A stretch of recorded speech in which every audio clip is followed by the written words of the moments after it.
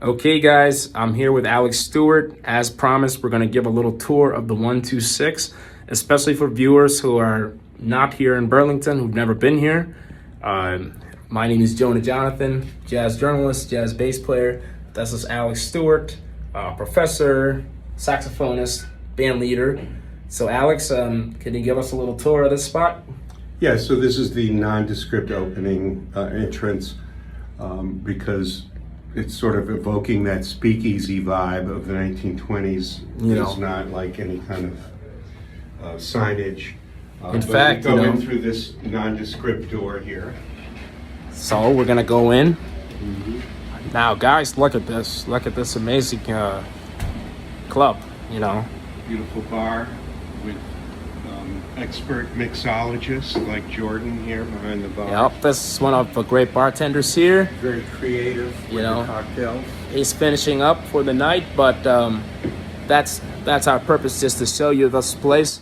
In fact, myself, this reminds me of when I used to go to Lennox Lounge, which is in fact, one of the historic venues in Harlem. It might not have that zebra look, but it's the same type of historic vibe. And if you are coming to Vermont, this would definitely be a place for you to visit, especially if you want to, see some cocktail, live jazz. Maybe bring your loved one or your family, or if you can't come for a wedding or whatever reason, this is a nice place to come. Now, Alex, can you tell us what time this music usually starts here? Well, we start at 9 p.m. on Thursdays. Okay. And the weekend gigs start at 9. But Wednesday night there's an open jam session, and that starts, I think, at 8:30. Cool. We're gonna follow you just to check the stage, so and this then. room is really where people can hang out who are here to socialize. But if they want to hear the music, this is beginner sanctum. So, guys, check this out. This is a incredible. great listening room. People who sit in here generally, or hopefully, will be listening rather than doing a lot of loud talking. We had that kind of audience tonight. They were listening and they were attentive. Really nicely done. In New York City, to have a venue like this is just incredibly expensive. I don't even know if you could swing it. As a business owner, I remember the Jazz Standard kind of reminds me of this, and that was just so expensive. Well, the decor in here is it was inspired by New York City jazz clubs like the Vanguard or the Jazz Standard. The owner is really great. He supplies us with a drum set, a bass amp, a PA system, and of course the grand piano. Yeah, let's take a look at this piano real quick. For musicians, if you must know, one of the top pianists in the world came here for the Jazz Festival. I was fortunate enough to be there. Eric Lewis was here, making this piano sound incredible. But tonight we had Michael Hartigan. Actually, I'm kind of excited about that. Mike's going to be on my gig on Saturday. Alex, you had a fantastic group tonight.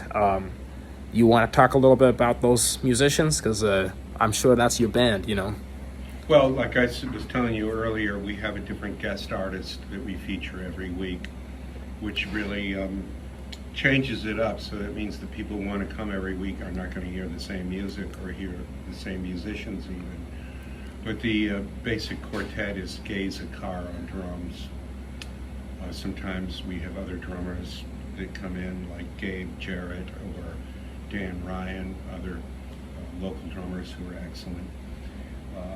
Bassists, usually it's Jeremy Hill, but sometimes we have John Rivers or other folks. Piano can be Tom Cleary. Tonight it was Mike Hartigan. He's kind of the regular guy. And so we have a regular quartet, and we bring in, I love bringing in trumpeters because then we have a quintet with tenor and trumpet. But I love playing with guitarists too. It's just kind of my favorite thing now. I actually myself had known Jeffrey Kim for a while. when I was younger, a couple of times I run into him at like Lunig's during the festival, and fantastic musician. And I understand exactly what you're saying. Like having a guitarist on the gig is awesome, especially like you want to do any of those old like Lee Morgan or Grant Green type things. Like not every guitarist can do that. What's your future thoughts with the owner? Are you gonna try to bring some New York musicians here? Well, Like, that's not my job. I mean, you know, but it's an idea, right? well, it'd be great, but you know, I'm sure we could do like a maybe. Let's talk to the owner. Maybe a ticketed type of show. Bring a bigger name like Ron Carter and Russell Malone type of thing. You know, could happen. Yeah, I mean, that'd be great.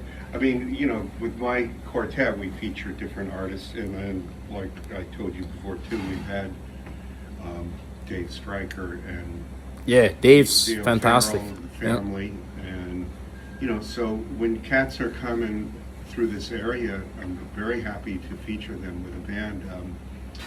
We had Nick Casarino on guitar with us a couple of times, and you know, he's an amazing musician. He's local, but he lives in New York now. So. Yeah, I mean, cats, if you're watching this, maybe when you're booking for Montreal next year already, you might be booking.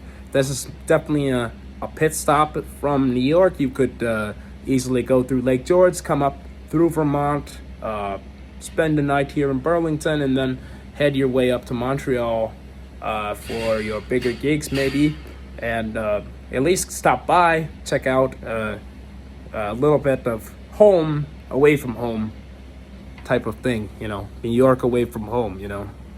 Well, Alex, thank you for speaking with us, and you're performing here again next week, right? Yeah, every Thursday. Great, thank you. All right, thank you.